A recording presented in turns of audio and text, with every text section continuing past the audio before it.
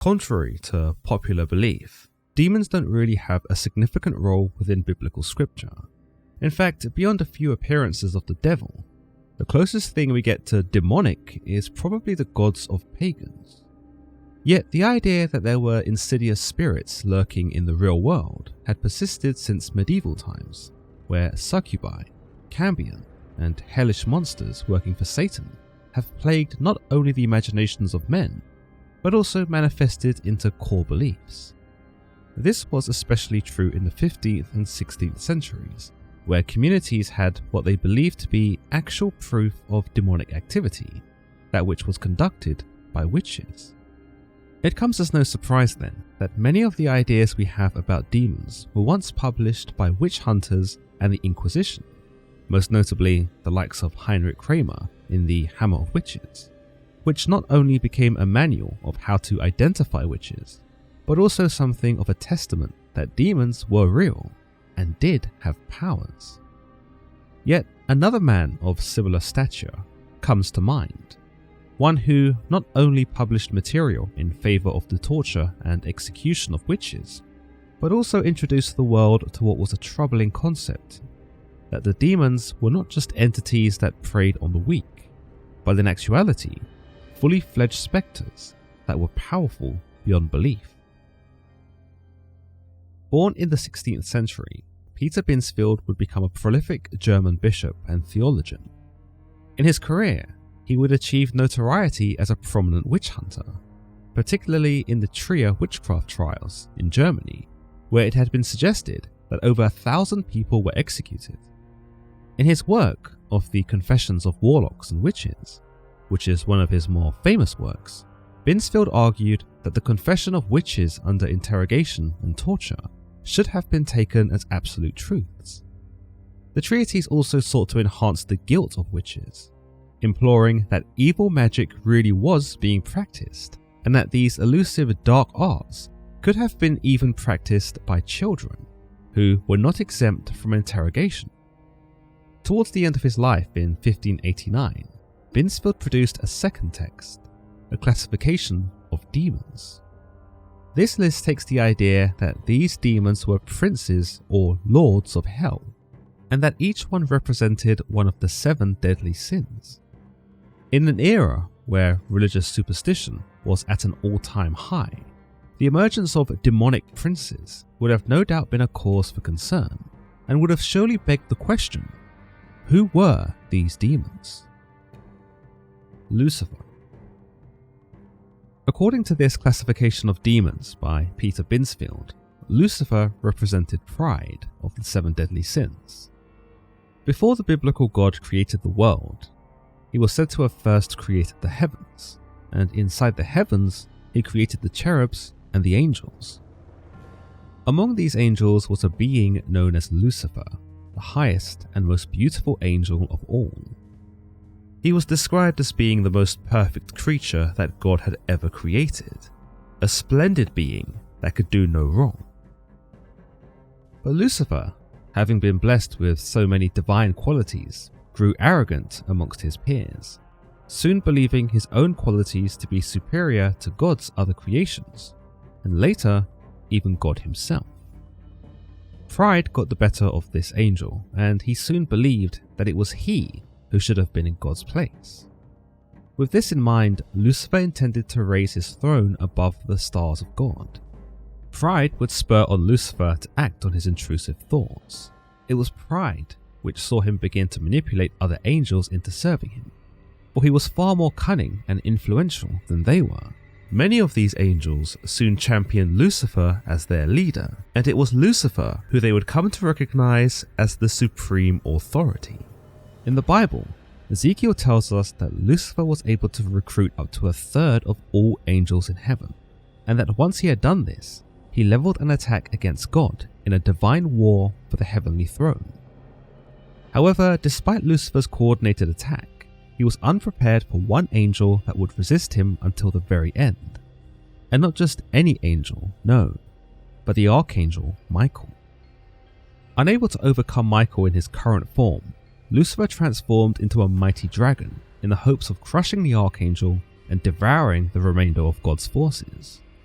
But Archangel Michael was resilient and was even able to prove to be too much for Lucifer's monstrous form. Ultimately, the Archangel Michael defeated Lucifer, and the great serpent was cast out onto earth, and his angels were cast out with him. This is also where we see Lucifer transition into his other namesake, Satan. For though he was once beautiful and good in heaven, he was now monstrous and wicked.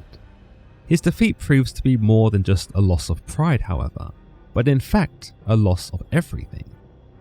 Lucifer was not only shunned by God thereafter, but he was cast out of heaven, his home, along with all other angels who had sided with him.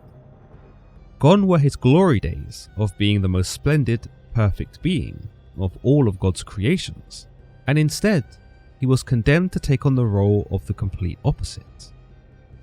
Yet Lucifer would not tolerate his sentence quietly.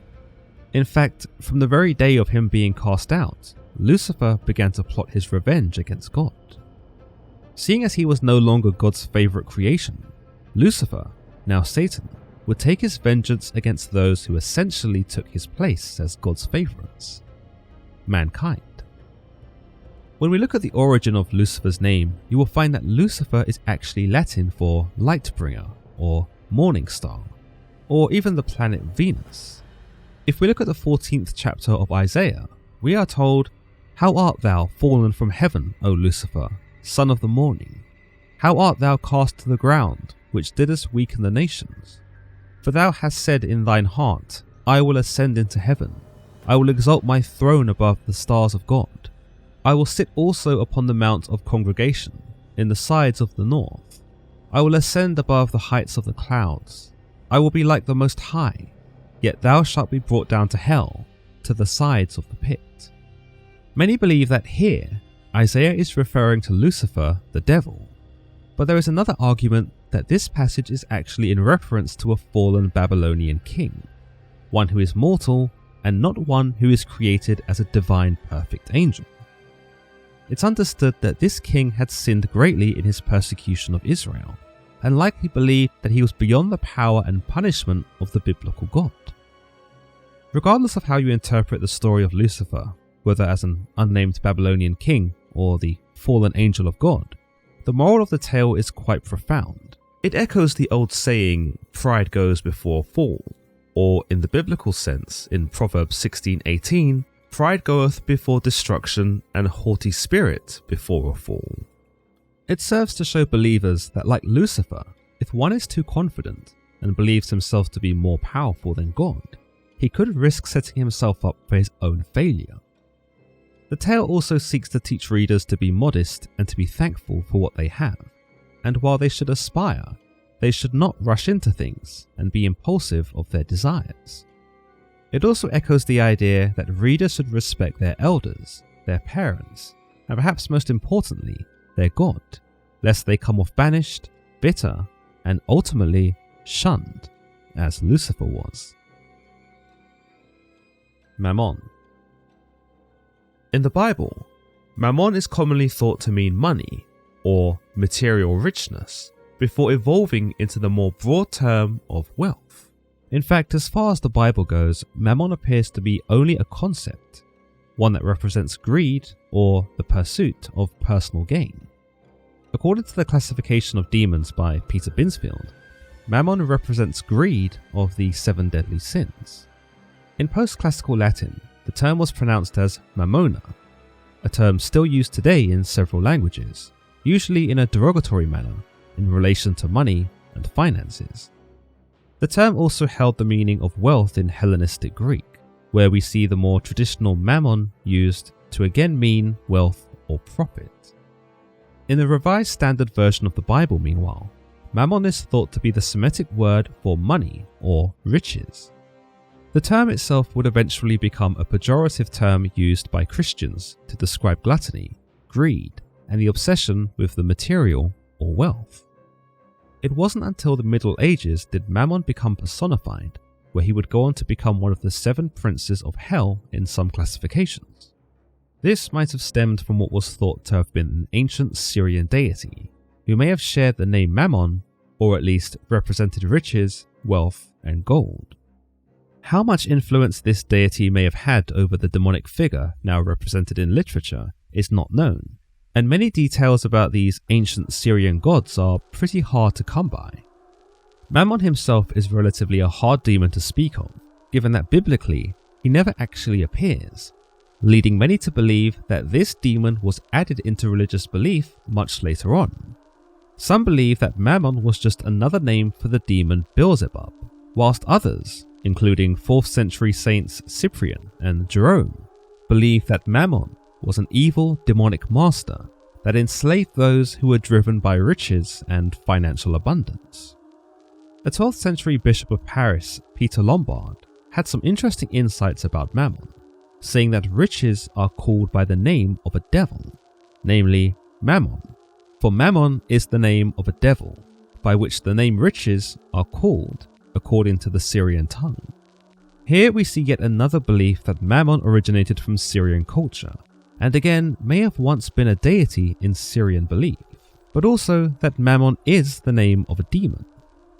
In a way, it's quite easy to see how this belief may have transpired.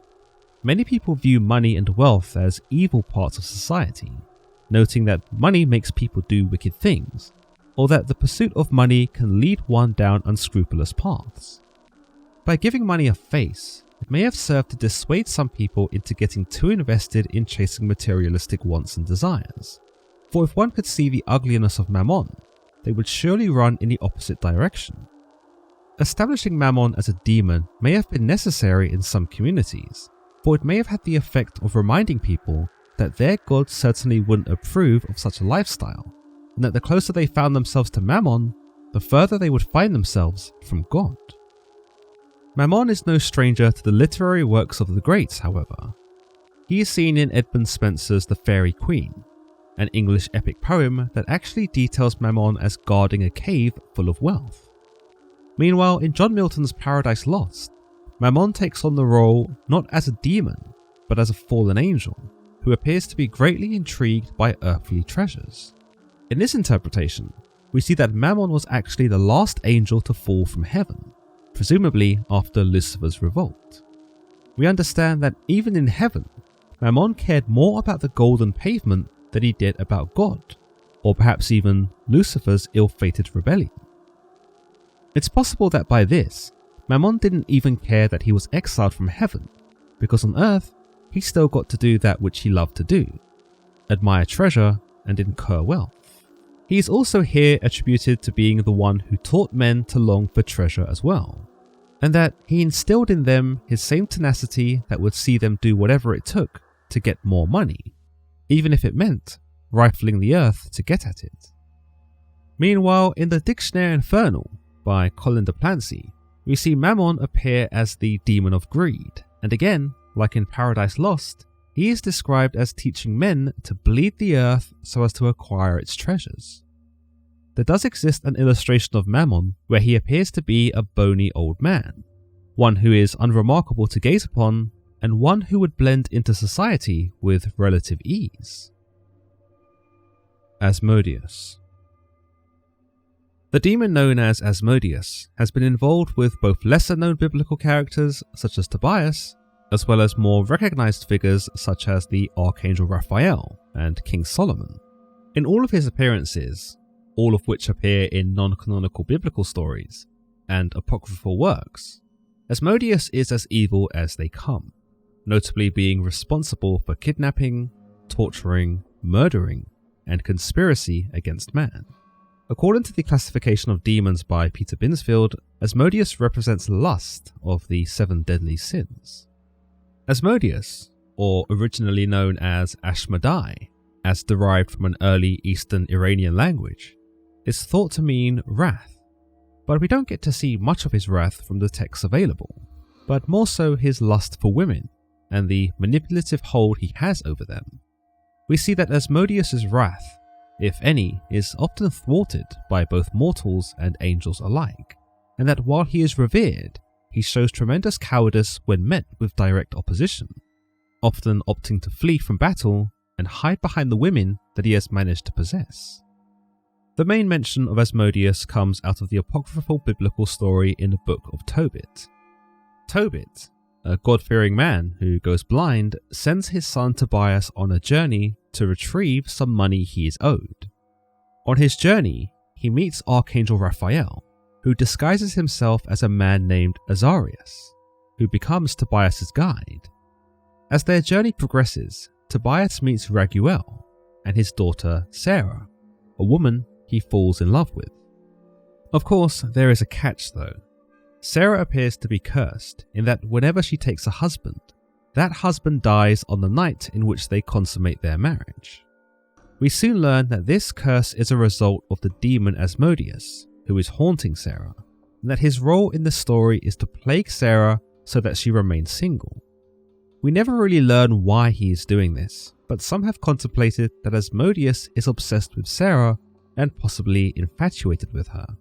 But knowing that she will never love him, he chooses to destroy her potential spouses so as to keep her for himself.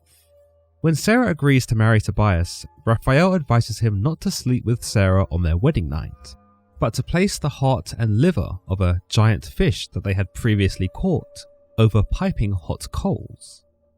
This has the effect of driving Asmodeus away from Sarah, where he is subsequently pounced upon by Archangel Raphael, who defeats him in battle and bounds him to Egypt, allowing Tobias to seal the deal with Sarah. Asmodeus is also thought to appear in the Talmud, though under the name Asmodai, where he is presented as a less violent demon in that he doesn't kill anyone, but shows himself to be a cunning and wicked demon nonetheless. His name Asmodai, meaning evil spirit or evil demon, is quite fitting in the Talmudic story between himself and King Solomon, and he is even described as a king of demons. The story begins with Solomon building his temple, where he asks the rabbis what was the best way to go about doing this. The rabbis tell him of the Naxian stone, and that this would be a good resource to incorporate in the temple's construction. The rabbis also know how best to obtain it, and that was to consult amongst the demons, who would reveal where it was. So Solomon went off and bound a whole bunch of demons and asked them where he might find the stone, to which the demons told him that they didn't know, but that they knew someone who did, Asmodai. They tell Solomon that he can be found upon a certain mountain filling up a cistern with water, and that every day he ascends to the skies, where he learns something new from the celestial school. Then he returns to earth and drinks from his cistern, a cistern he marks with his seal so as to prevent it being tampered with.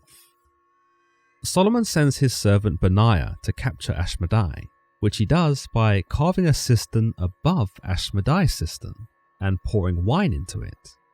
He also drains the water out of Asmodai's cistern by digging beneath it, and so when Asmodai returns, he finds only wine to drink. Succumbing to thirst, the demon drinks the wine and gets so drunk that he falls into a heavy slumber. Benaiah, with chains that he received from Solomon that beheld the name of God, bound Asmodai and dragged him back to Solomon. Upon waking, Asmodai tried to escape, but was at the mercy of Benaiah, who continued hauling him back to Solomon. On this journey, every tree and house that they passed was destroyed by Asmodai as a sign of his spitefulness for having been captured. After being presented before Solomon, the demon was asked where the Naxian stone was. Obtaining the stone proved to be a long drawn-out side quest that saw Solomon sending his men under the instruction of Asmodai to trick a bird which possessed the stone into surrendering it. Asmodai was kept in prison until Solomon had finished building the temple, but one day Solomon visited Asmodai and asked him what sort of power he actually possessed. Asmodai, eager to escape, told Solomon to give him his signet ring and to remove the chains that bound him so that he might demonstrate his powers. Sensing nothing amiss about this request, Solomon obliged, which allowed Asmodai to blast Solomon with his wings, sending the king flying for over 400 miles. Solomon was duped, and having been blasted so far away from his kingdom, had to resort to becoming a beggar. Asmodai took Solomon's place, disguising himself as the king, and he got up to all kinds of mischief. Perhaps his greatest, most ultimate trolltastic move was sleeping with Solomon's wives, all of whom he bedded nightly for 3 years. But the demon's lust could not be sated, and after considering the best ways to exact vengeance upon Solomon, decided to seduce and bed Solomon's mother. When Solomon returned, he stormed into his throne room and saw Asmodeus, now a doppelganger of himself, seated in his throne. Upon seeing him, the demon took to the skies, fleeing before Solomon could get his hands on him. Despite a somewhat triumphant return, it's said that Solomon was filled with constant fear of Asmodeus thereafter, and grew particularly wary about the demon returning to have his way with his wives and his mother again. In Malleus Maleficarum, a treatise on witchcraft from the 15th century by Inquisitor Heinrich Kramer, Asmodeus is identified as the demon of lust, and that he is most powerful during the month of November. He is thought to control 72 legions of demons, and serves under Lucifer in the kingdom of hell. Much like some of the aforementioned Jewish law, Asmodeus incites gambling, indulgence, and seeks to corrupt the virtuous. In Dictionary Infernal, Asmodeus is thought to have a serpent's tail and 3 heads, one of a man spitting fire, one of a sheep, and one of a bull. He is also described as riding a lion that has wings of a dragon. Meanwhile, in the Lesser Key of Solomon, an anonymous grimoire on demonology from the 18th century, Asmodeus is thought to appear as the king Asmodeus, where he is said to be strong, powerful, and also possess 3 heads, the first like a bull, the second like a man, and the third like a ram. He too has a serpent's tail, and is thought to breathe fire from his mouth. He is detailed as sitting atop a dragon and holds a lance with a banner, to represent his 72 legions of demons. Leviathan. Its snorting throws out flashes of light. Its eyes are like the rays of dawn. Flames stream from its mouth. Sparks of fire shoot out. Smoke pours from its nostrils as from a boiling pot over burning reeds. Its breath sets coals ablaze, and flames dart from its mouth.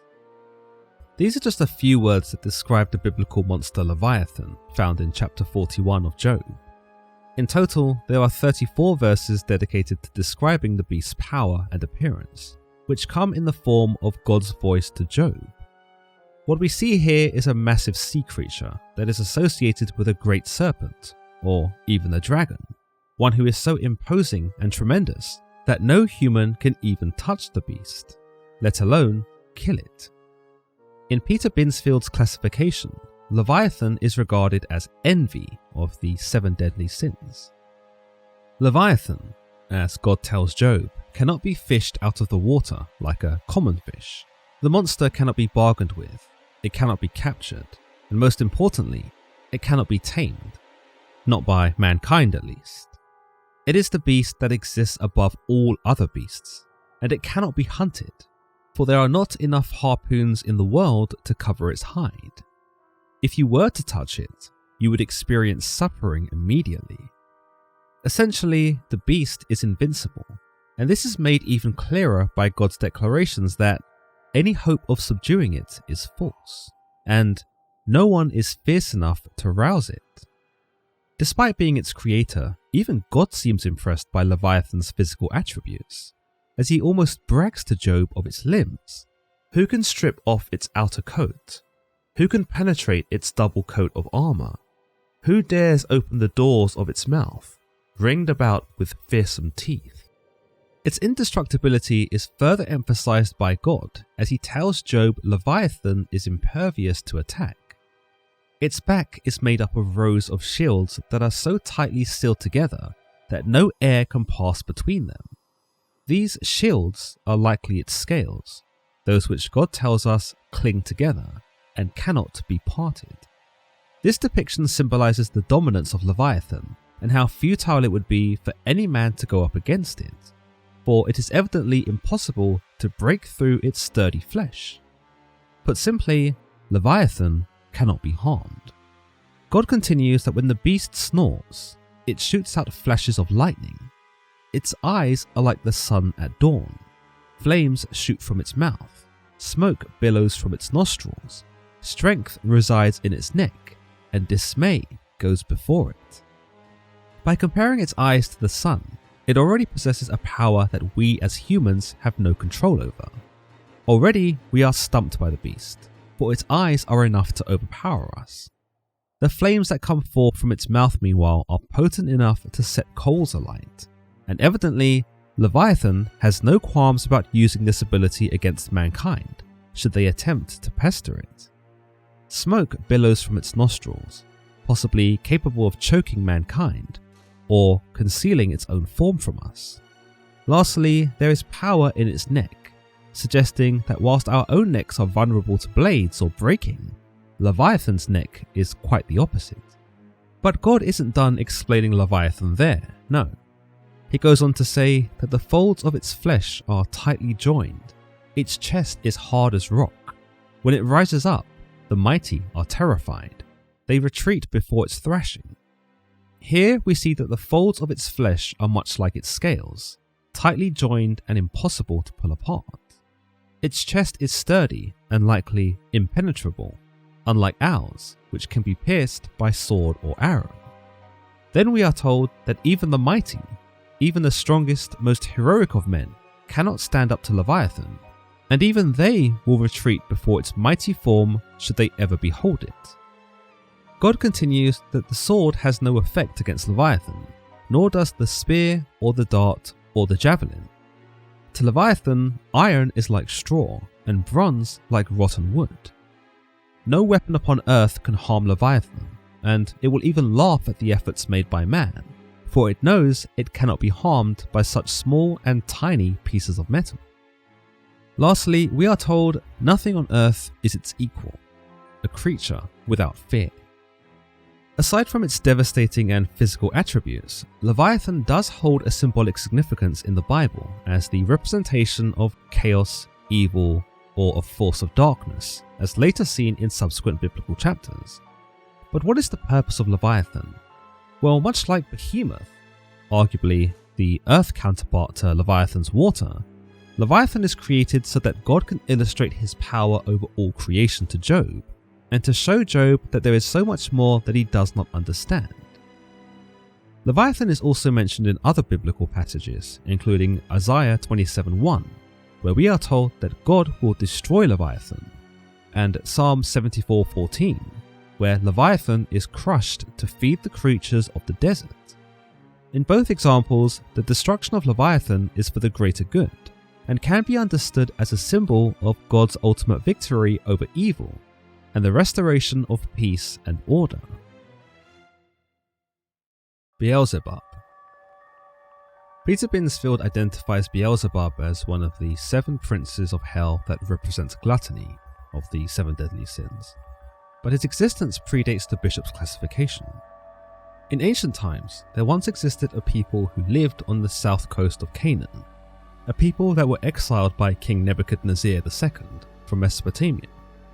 They were known as the Philistines, and many may recognize them as the people who were engaged in many conflicts with the Israelites, often because of their beliefs in what were considered to be pagan gods.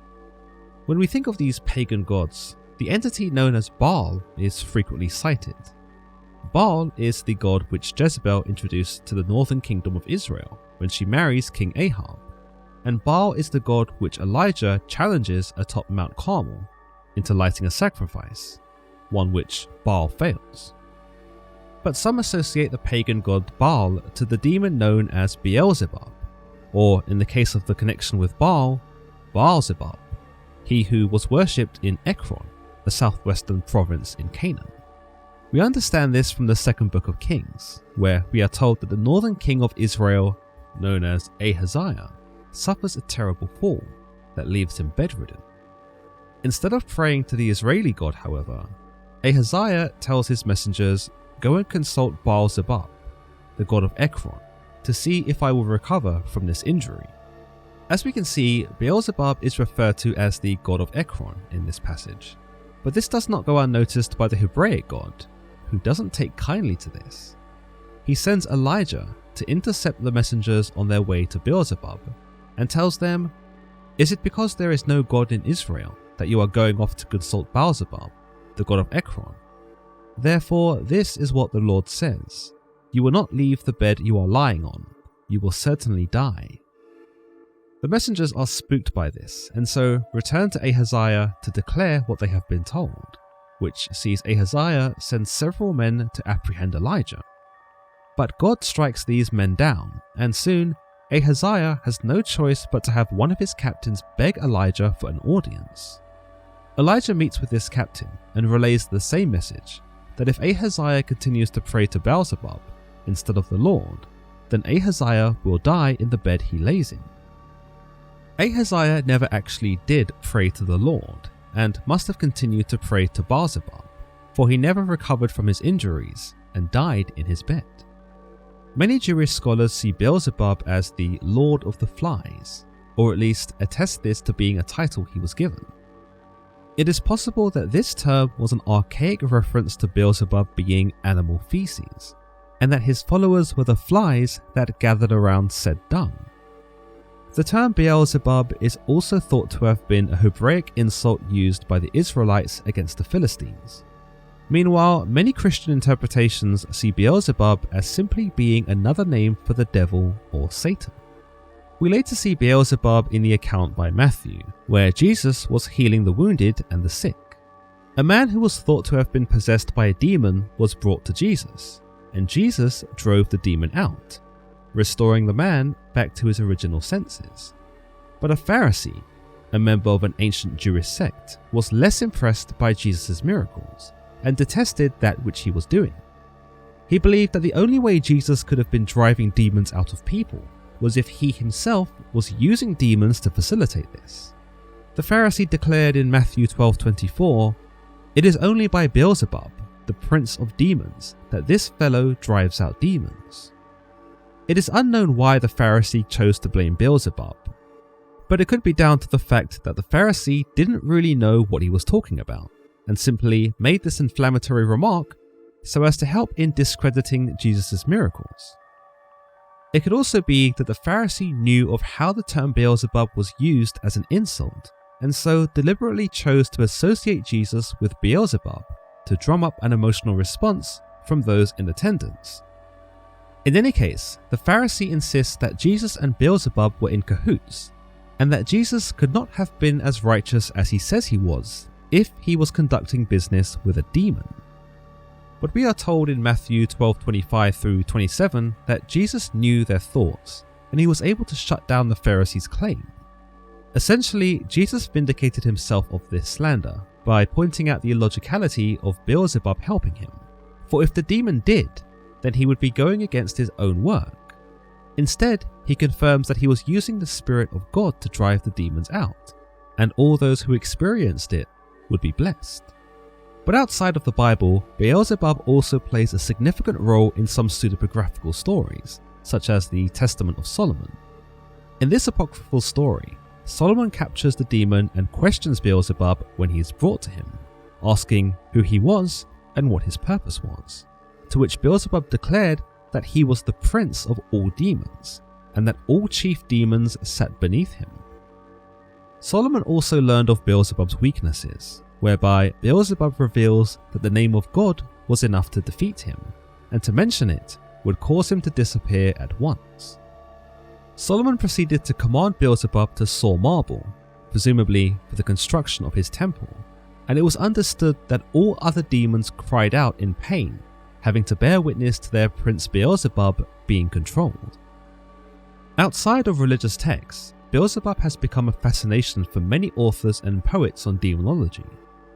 As mentioned earlier, Beelzebub is thought to represent gluttony in Peter Binsfield's classifications. However, other classifications see Beelzebub pinned as the representation of envy. We can certainly see elements of both of these traits in Beelzebub from the text provided, particularly the Testament of Solomon, where Beelzebub physically manifests. You might say that given his motives to destroy kings, and to bring about the downfall of man, Beelzebub is demonstrating signs of gluttony, because no amount of conspiring against man is enough. It seems that this is a task he never truly wishes to end, and seems to take great pleasure in this endeavour, We also see him tell Solomon that he incites envy upon men, and in this, you might say it links to other classifications such as the Lantern of Light, whereby Beelzebub is responsible for this sin. Meanwhile, in Sebastian Michaelis's Admirable History, a 17th century French inquisitor, we are told that the demon Berith told Sebastian another classification during an exorcism of a nun. This classification is a little wacky, but it does tell us that Beelzebub was a prince in heaven and a leader of the Seraphim, the fiery angels with 6 wings that are thought to sit with God. In this classification, Beelzebub is also thought to be just beneath Lucifer in terms of who controls hell and the rest of the demons. Michaelis also makes the claim that Leviathan was once an angel too, and that together with Beelzebub and Lucifer, they were the first 3 to be booted out of heaven. In John Milton's poem Paradise Lost, a demonic trinity is established consisting of Lucifer, Beelzebub, and the demon Astaroth, and this is something that has become a common trend by some demonologists and subsequent writers. Satan. Whilst we often see Satan depicted in a multitude of different ways, there doesn't appear to be one true way. Across the Bible and other scripture, there isn't an area where Satan is ever described. It wasn't until around the 9th century did Christian artists begin to depict Satan with horns, hooves, tails, and often or not, seriously hairy. A pitchfork was also shoved into his hands, though there is no mention from scripture that Satan wielded any sort of weapon. In most cases, he is depicted naked, almost as if to show how much of a shameful figure he is. But in other more modern depictions, he is a winged humanoid monster that has red eyes, pale skin, and usually sporting the number of the beast somewhere. Perhaps the first place that many think to look for in terms of Satan is the Bible, and perhaps one of the most interesting accounts pertaining to Satan is from the Book of Revelation. It is understood that the angel once known as Lucifer was a close ally to God, a perfect creation of beauty and excellence, a being God cherished above all. But the angel grew arrogant with his position and soon believed that he ought to have been risen above God and that the world and everything in creation ought to have bowed to him. In his belief, many of the other angels also shared his notions, for they believed Lucifer to be more powerful than God and decided to side with him.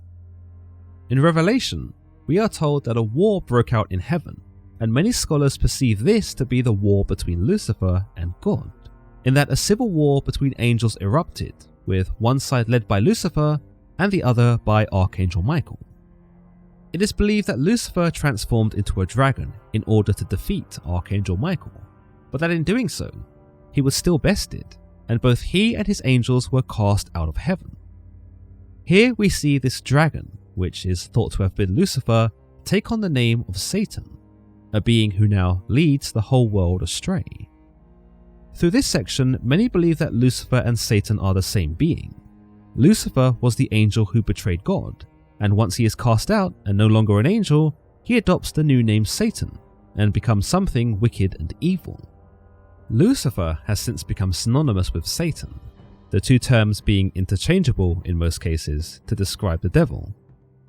In the classification by Peter Binsfield, both Lucifer and Satan appear to be two separate entities, in that Lucifer maintains his role as the demon of pride, and Satan takes on the role as the demon of wrath. This actually fits in with the fall of the angels, after having been cast out of heaven, in that it was Lucifer's pride that led him into being expelled in the first place, which saw him hurtling towards earth, where he seems to become Satan. Satan, as mentioned, is identified as the demon of wrath in Peter Binsfield's classification, and this is most fitting, given that he becomes vengeful against God and equally vengeful against mankind, those which he views as his enemies. But going back to the Bible, we understand that Satan becomes the embodiment of all things evil. Satan exists through many different forms to tempt man off the righteous path, an act he does not only because he hates mankind, for they are now God's favourite creation, but also to get back at God for having defeated him. It leads us to the idea, believed by many, that Satan took the form of the serpent in Genesis, the very same serpent that tempted Adam and Eve into eating the forbidden fruit from the tree of knowledge. It certainly would give the serpent a motive for being so deceitful, because as Satan, he wants nothing more than to bring pain upon God. By tricking his own creations against him, he uses mankind to get back at God and to rob him of having loyal and trustworthy beings in his garden. In this, Satan gets the upper hand over God. A small victory, perhaps, but one he relishes in because he has ruined something God loved. In Hebrew, the term Satan was thought to be a noun that meant accuser or adversary. A pretty fitting term if you think about how Satan operates in Jewish beliefs.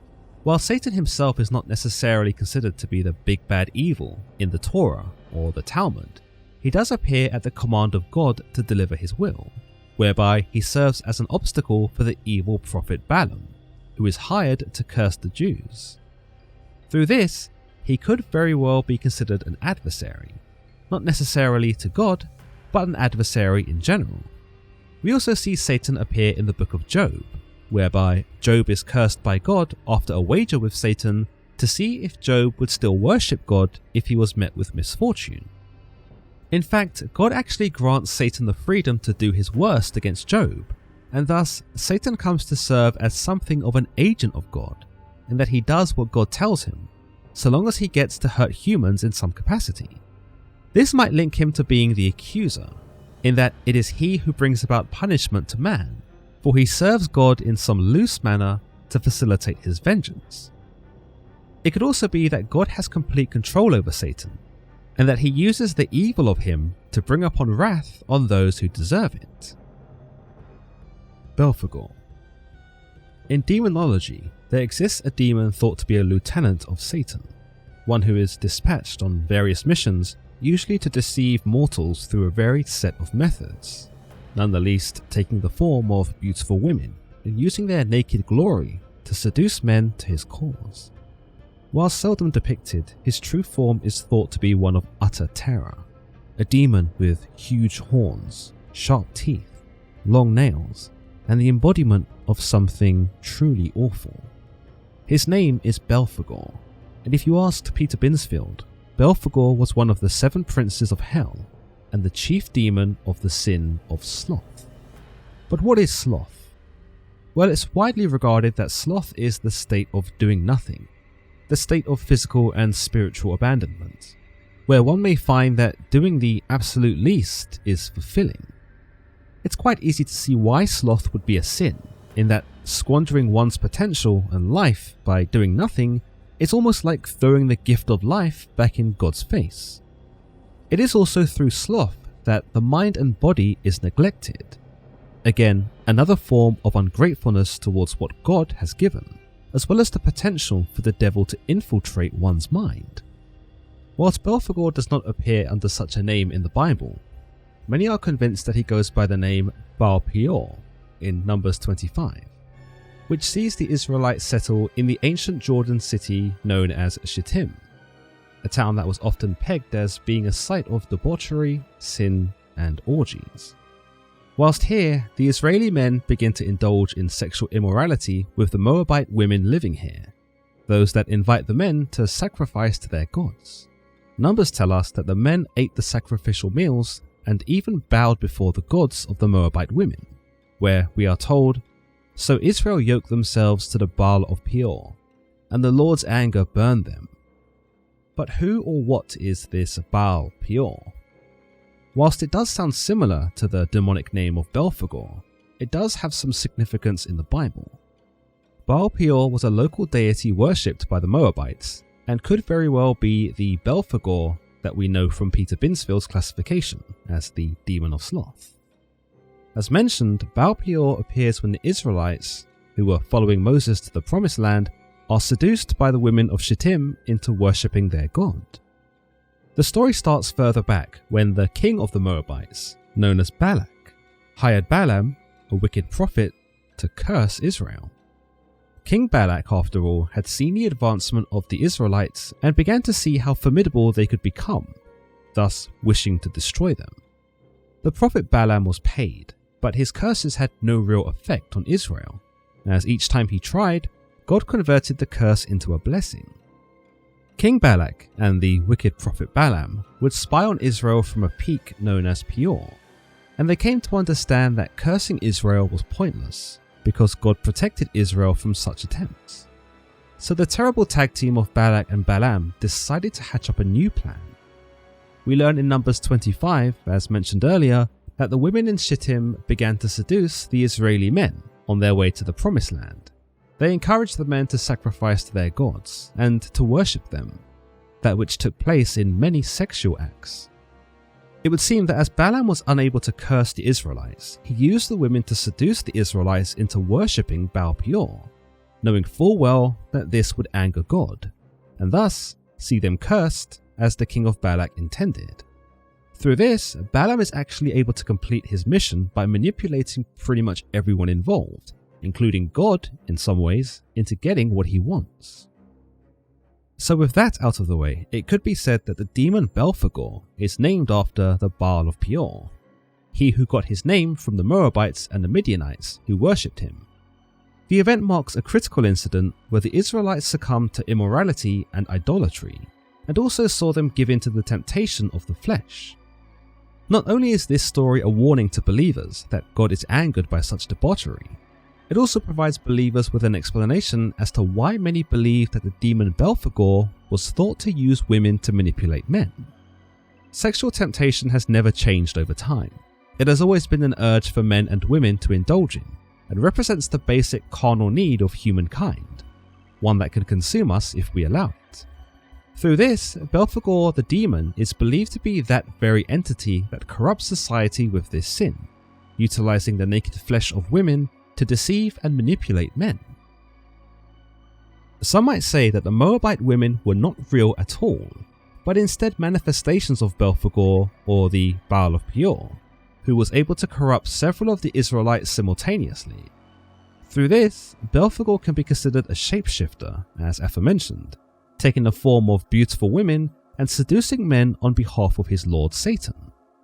In a legend unassociated with the Bible, the demon Belphegor is thought to have been sent by Satan unto earth to discover the secrets of marital love and to find out if love was actually real. He was also tasked with learning if love could be used to further manipulate humans. However, he would later return to Satan to tell him that whilst on earth, he could find no true incarnation of love having ever existed, implying that the idea of love is indeed just a fallacy, and that the sensation of being in love is probably just the relief of the hormone oxytocin. That, or the possibility that no one is really in love, we're just afraid to be lonely. It's also possible that Belphegor is incapable of experiencing love, being a demon, and being a demon who represents both sloth and seduction. His definition of love may be drastically different to ours. The legend also speaks of his travels on Earth and his fondness of the country France, whereby he became enthralled by a sleazy side of Paris. By attributing specific demons to the 7 deadly sins, Binsfield's classification provides us with a structure that represents the 16th century understanding and superstition of not just demon kind, but the struggle between good and evil. This system not only influenced contemporary witch hunts and exorcisms, but also left a lasting legacy on the portrayal of demons in literature and popular culture. We only need to look at these particular characters that Binsfield chose as his demon princes to show us how early modern societies might have grappled with the concepts of sin and the supernatural, and the lasting fear and apprehension it would have whenever we think of demons. As always guys, if you've enjoyed today's episode, then don't forget to give this video a like and don't forget to subscribe for more content just like this. Until next time.